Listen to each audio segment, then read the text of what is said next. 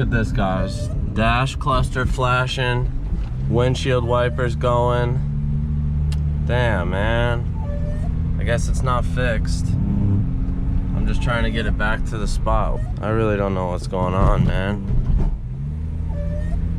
It says voltage too low. The battery's dying. I installed and registered a new interstate battery, and I used BMW Pro Tools, that Android app, so I'll do a video on that too. But I'm gonna get this started here, start taking the airbox off. I believe I gotta disconnect the charge pipe down here, and then I'm finally gonna get to the alternator. First I'm gonna take these two off here. I gotta take this whole piece off so I can get the airbox removed. Be sure to subscribe to Spoolzone if you haven't already. So I got that scoop out. Now I am removing the diverter valves to get more access, undoing this clamp for the front of the intake, and then the back there's this clamp here as well you want to undo, so that frees this up. You want to take this vacuum hose off as well.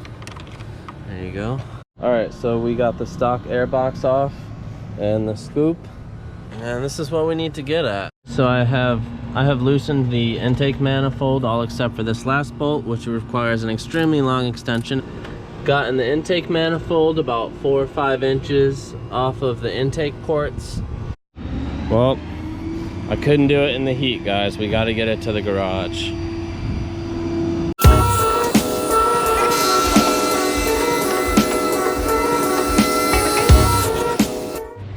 So what we're going to try and do is remove the alternator without removing this oil filter housing. So before we crack the bolts loose on the alternator, you're going to want to loop something around the belt and tie it up with a pulley or something, so that when you relieve the tension with your T60 down here and get the belt off of the alternator pulley, then you don't lose track of where all the rest of them go.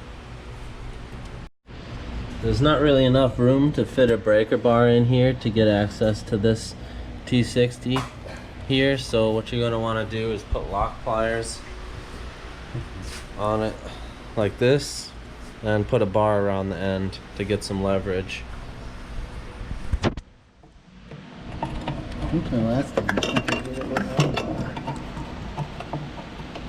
This is the one that people really dread having to take out.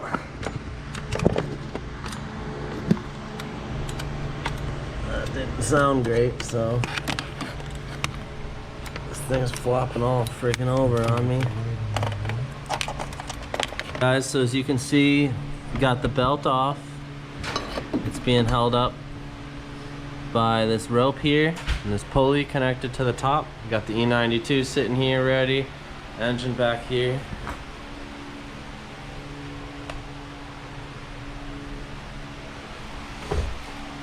But we got the belt off and it's just sitting on the idler pulley. Then there's 2 bolts on top and 2 below, but charge pipe's in the way. You just kind of got to move it away and get an extension socket down in there. Well, at least loosened them.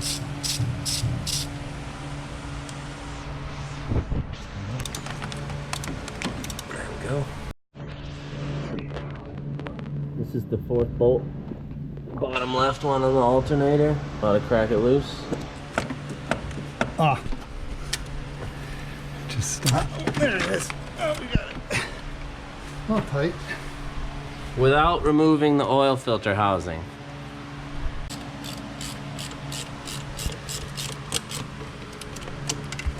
Let's make sure this plug is out of the way so I can get this socket on there.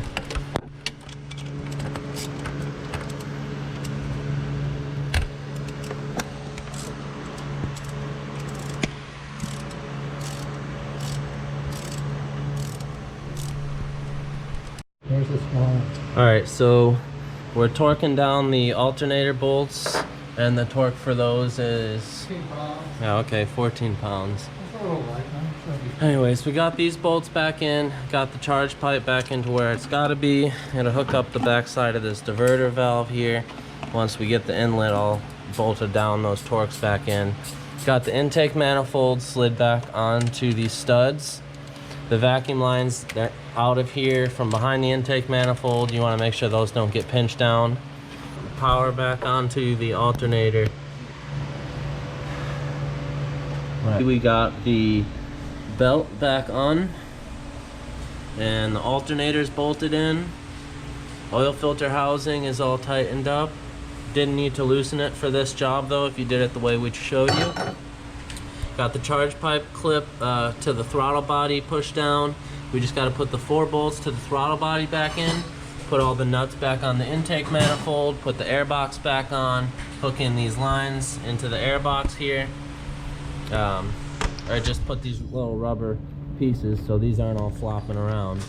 Got the diverter valves all hooked back together here and here. Got the sensor back here plugged back in. Sensor for the intake manifold right here. Sensor on the bottom of the alternator.